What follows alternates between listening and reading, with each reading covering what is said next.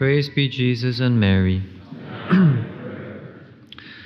Dear brethren, it's quite evident in this gospel, and if we consider the whole episode of the slaughter of the innocents, how man's heart can be entirely corrupted by a disordered love of self, to the point where one just becomes, you basically don't perceive any longer the pain of others. You don't perceive their suffering in any way, because the end, the focus of your whole heart and mind becomes yourself, your own gain, your own fame, your own power, to the point of just crushing that of others, even the life of others.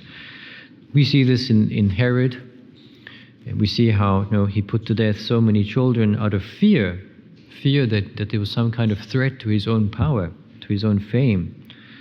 But how often does that repeat itself in the life of man, where envy and jealousy enter in?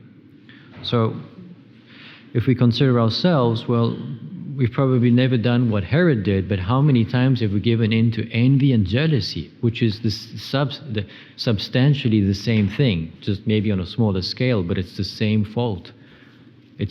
The root is pride, but then there's that envy, which is have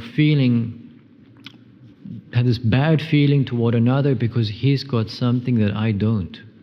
So whereas charity rejoices in the good possessed by another as if that good was it's actually one's own, because I rejoice for you in that good that you possess, envy is the opposite. I feel bad and I even despise you because you've got something I don't. Jealousy is that bad feeling that we have when we fear that another is a threat to our fame.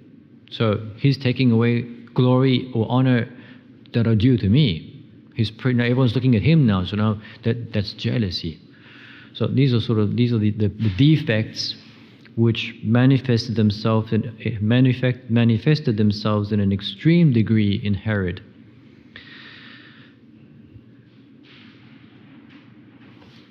In this gospel, we also hear about the flight into Egypt. And this offers us a great opportunity to reflect on some examples of virtue in our Blessed Mother. Firstly, how much she must have suffered in knowing that so many innocent children had been put to death out of hatred for Christ. That must have been a real sign, and that is actually part of what we meditate on when we say the little chaplet of the 7 sorrows of our Blessed Mother. The flight into Egypt is, on the one hand, the suffering that she bore in having to go into Egypt. That was like 300 miles through the desert, into a foreign land, away from the promised land, with all the sufferings that entailed, but also this seeing the hatred for Christ. He had come into the world to save, and here there's a king, an earthly king, who wanted to put him to death. And then seeing all those innocent lives destroyed, and seeing the suffering of those mothers and fathers before the slaughter of their children. All of this constituted the sorrow of Our Lady in the flight into Egypt. But she offers us a marvelous example of faith. We would easily have said, if we found ourselves, if we were in that situation, this child that I've just born is God. So why do I have to fly? Why do I have to flee and go into Egypt? Can't he defend himself? Here he is, God made man, and I've got to flee from an earthly king and go into another land, a foreign land. We would have said that, probably. There's nothing like that in Our Lady. In perfect faith and abandonment, offering her sorrow, but allowing divine providence to dispose everything, and knowing that there was a reason for everything that God was permitting, she never faltered in her faith, but offered everything up patiently and with incredible meekness to God, praying for those who were perpetrating that evil, praying for those parents who were suffering, but knowing that if all this happened, well, on a temporal level, the cause was the evil of one man. But on a supernatural level, there was a divine design in permitting that. This feast day also offers us the opportunity to consider the incredible carnage of abortion. If we think of how many lives here, the calculation is around 200. The holy innocents were between 100 and 200 innocent children killed.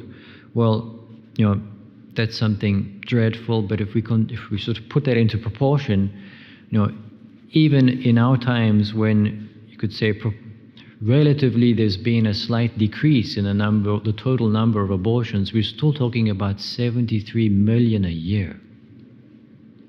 Just think of that. 73 million innocent lives killed every year. Why? For the same reason that I mentioned at the beginning, a disordered love of self, where man puts himself and his own so-called rights before the rights of another. So I'm at the center, my rights, to the point of suppressing those of another. And even on a logical level, doesn't it make any sense when you start saying, for example, you start proclaiming women's rights, but then let's say, for example, that child in your womb is in fact feminine. She's a girl. She's going to be a woman. And what about her rights, her woman's rights? So you're going to exalt your rights, suppressing the woman's right, another woman's rights. Doesn't make any sense, even on a logical level.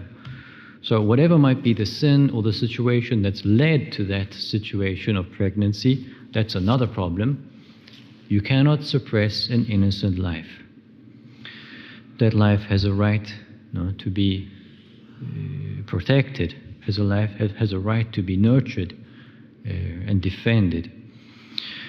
And so on this day we want to invoke the holy innocents, they who received the crown of martyrdom because they were killed out of hatred for Christ, that they obtain, for those mothers and for all those who are involved in this incredible carnage of our times, to recognize the great error of this way of this behavior.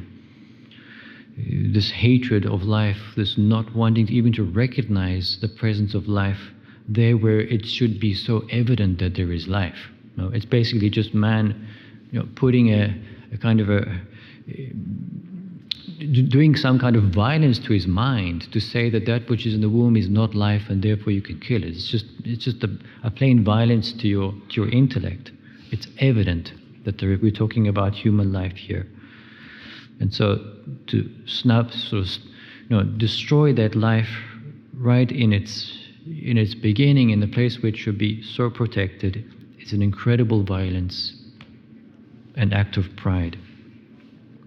And so may the holy innocents and may our Blessed Mother obtain for us the grace to be diligent in our prayers and sacrifices for the end of this carnage, but also for all those, as I already said, who are involved in this, to recognize the error and to desist from that.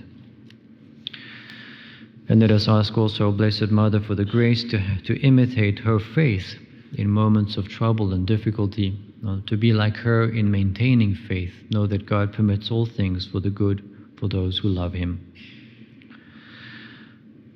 Praise be Jesus and Mary.